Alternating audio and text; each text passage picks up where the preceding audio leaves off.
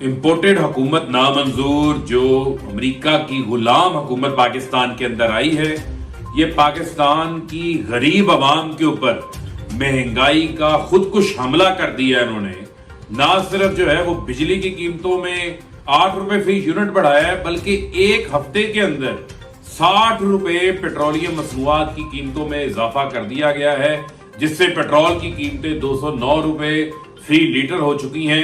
اس سے مہنگائی کا ایک بہت بڑا سونامی آنے والا ہے، جس سے پاکستان کی 40% آبادی جو خطۂ غربت کی لکیر کے نیچے رہتی ہے، ان کے لیے زندگی گزارنا مشکل ہو جائے گی۔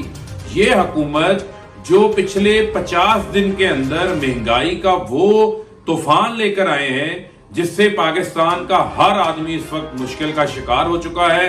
پیٹرولیم مصنوعات کی قیمتوں کے اندر اس اضافے کو ہم مسترد کرتے ہیں۔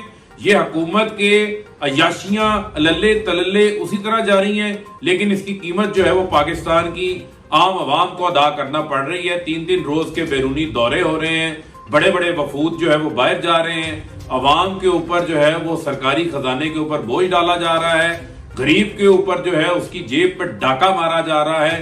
آٹے کی قیمت مہنگی، پیٹرول 60 روپے مہنگا، بجلی کا فی یونٹ 8 روپے بڑھا دیا گیا، 12 گھنٹے کی لوڈ شیڈنگ کی جا رہی ہے۔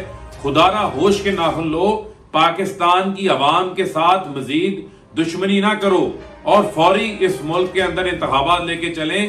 اس ملک کے اندر، اس حکومت کے اندر جو غلام حکومت ہے، اس سے ہمیں کسی قسم کی کوئی خیر کی توقع نہیں ہے۔